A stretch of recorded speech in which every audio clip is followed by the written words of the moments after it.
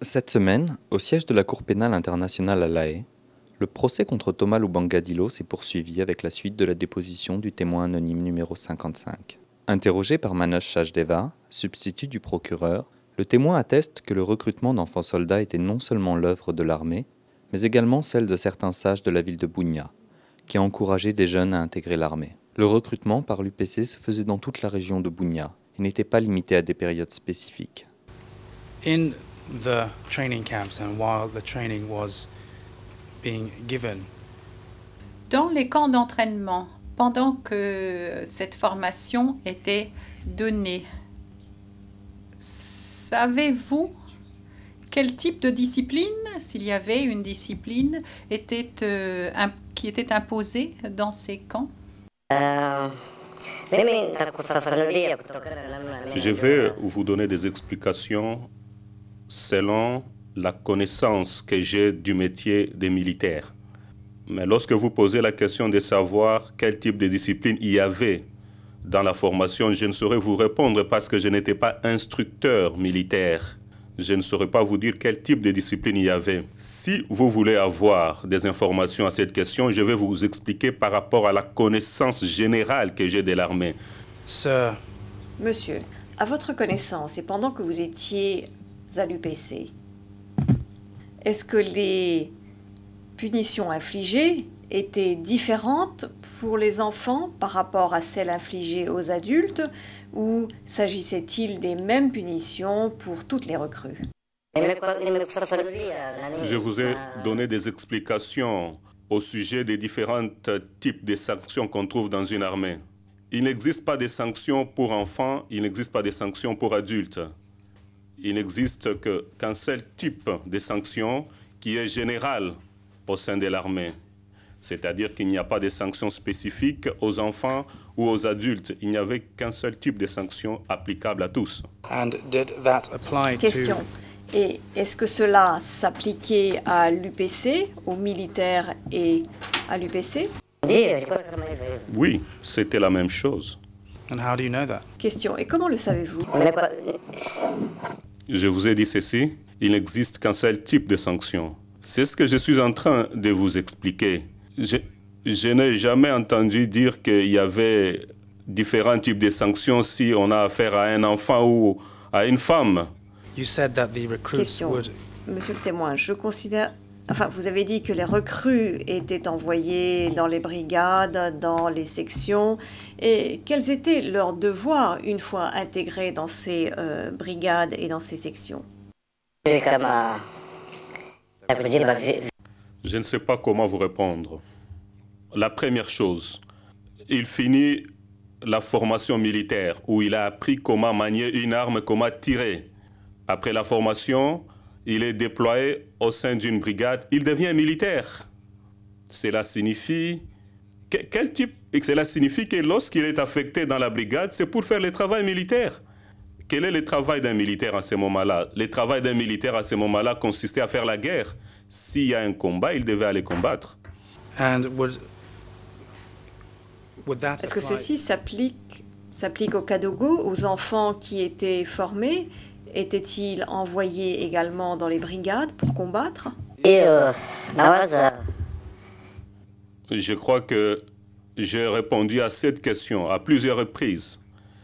Si un Kadogo finit la formation, il est déployé, il part au sein d'une brigade, on lui donne une arme, mais bien sûr, il va aller combattre. On ne lui donnera pas une arme pour reculer.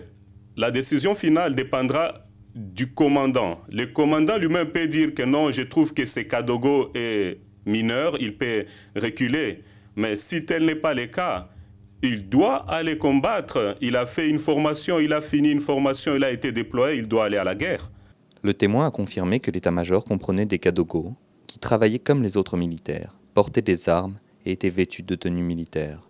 Pendant le contre-interrogatoire de la défense, maître Jean-Marie Bijoux-Duval, conseil de la défense de Thomas Lubanga Dilo, s'est penché sur la déposition que le témoin avait faite aux enquêteurs du bureau du procureur. Est-il exact que certains jeunes gens, certains hommes, ont décidé de rejoindre l'armée de l'UPC? Oui, oui, ils ont rejoint l'armée de l'UPC. Selon votre compréhension du moment, de l'époque, selon vous, quelles étaient les raisons qui les avaient convaincus de rejoindre l'armée de l'UPC? Ou pour quelles raisons ont-ils rejoint l'armée de l'UPC? À ma connaissance, lorsqu'on m'a informé que les combats qui a eu lieu en Ouganda, c'était une guerre tribale entre les Hema et les Lendu. Les Lendu tuaient les Hema et les Hema tuaient les Lendu. Les jeunes ont Pourquoi les jeunes ont adhéré dans les mouvements? C'est parce que les cadres voulaient expliquer aux jeunes pourquoi ils doivent rejoindre l'armée. C'est pour protéger leur famille et se protéger eux-mêmes. Et protéger également leurs biens. Est-il exact que parfois, certains enfants essayaient de s'intégrer dans l'armée malgré le refus des responsables militaires? Est-ce que cette situation a pu se produire? Oui, cela s'est passé. Il y avait ce qui étaient vraiment des enfants.